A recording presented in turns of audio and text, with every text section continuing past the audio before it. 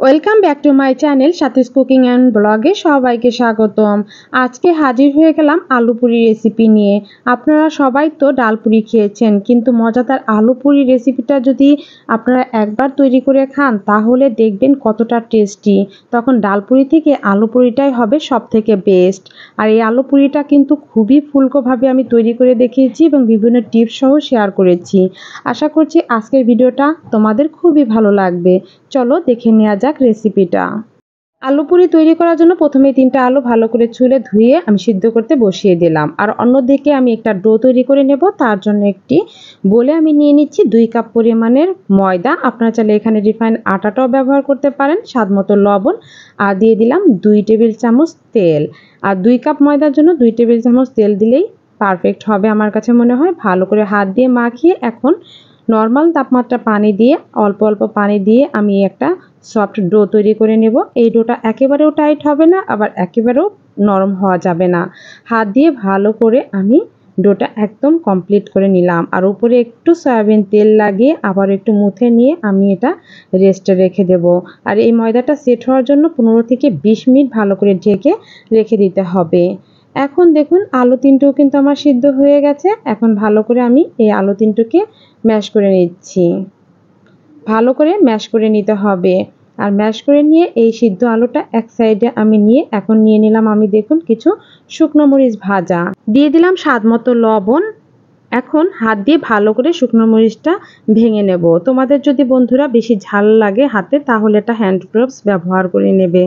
এখন ভালো করে ভেঙে নিয়ে এখন দিয়ে দিলাম আমি এখানে পেঁয়াজ বেরেস্তা। আর আমি ফ্রাই প্যানে ভাজার সময় যে তেলটা ছিল সরিষার তেলটা এগুলো দিয়ে আমি ভেজেছি, সেই সরিষার তেল আমি 2 চামচ পরিমাণে এখানে দিয়ে দিলাম। এখন হাত দিয়ে ভালো করে পেঁয়াজ, মরিচ, লবণ, তেল একসাথে মাখিয়ে নিলাম। দিয়ে দিচ্ছি কিছু ধনেপাতা কুচি। বন্ধুরা তোমরা যদি এই আলুর পুরে ধনেপাতাটা ব্যবহার করো দেখবা কি সুন্দর একটা সুঘ্রাণ বের হবে। সবশেষে দিয়ে দিলাম একটা ম্যাগির চাট মশলা। আর এই ম্যাগির মশলাটা দেওয়ার কারণে কিন্তু আলু পুরির একেবারে স্বাদটাই চেঞ্জ হয়ে যাবে। এতটা পরিমাণে টেস্ট হবে, তোমরা অবশ্যই এটা ব্যবহার করার চেষ্টা করবে। দেখো আমার আলুর পুরটা কিন্তু একদম রেডি হয়ে গিয়েছে। এখন এখান থেকে আমি কিছুটা পরিমাণে নিয়ে এরকম গোল গোল করে বানিয়ে রাখছি।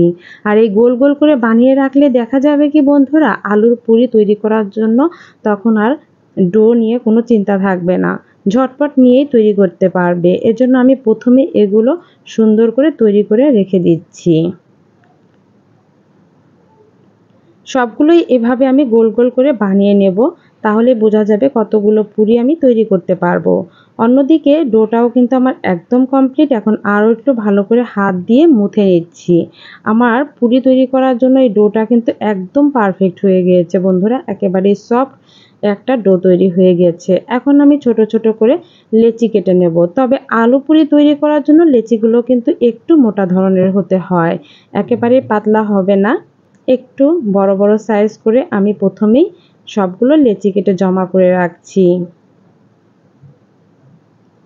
লেচি কেটে নিয়ে একটা লেচি এরকম নিয়ে আমি হাত দিয়ে চেপে নিচ্ছি পিঁড়ির উপরে। হাত দিয়ে এরকম চেপে চেপে ছড়িয়ে মাছ বরাবরে এখানে একটা আলুর পুর দিয়ে দিলাম। বন্ধুরা তোমরা দেখলেই বুঝতে পারবে যে কত সহজভাবে আমি আজকে আলু পুরিগুলো তৈরি করে নিলাম। এখন সাইড থেকে এরকম ময়দার অংশটা নিয়ে নিয়ে মাঝখানে আলুর পুরটা রেখে এরকম গোল আকৃতি করে নিতে হবে। তোমরা ভালো করে লক্ষ্য করো। এরপরে হাত দিয়ে একটু ঘুরিয়ে নিয়ে এরকম প্রথমেই রেখে দিতে হবে। এই যে আমি আলুর পুরি তৈরি করার জন্য মাঝখানে আলুর পুরটা দিয়ে এরকম সবগুলো প্রথমেই তৈরি করে নেব। এতে করে কিন্তু বন্ধুরা আলুর পুরটা ভালোভাবে সেট হতে পারবে। মাঝ বরাবরে দিয়ে দেখতেই পাচ্ছ কিভাবে করছি। মাঝ বরাবর আলুর পুরটা দিয়ে 2 সাইডে এরকম উঠিয়ে দিচ্ছি আমি। ভিডিওটা না টেনে আমি সম্পূর্ণটা দেখানোর চেষ্টা করেছি যাতে তোমরা খুব ভালোভাবে বুঝতে পারো। এভাবে আরও একটা নাস্তার শেপ আমি তৈরি করে নিলাম।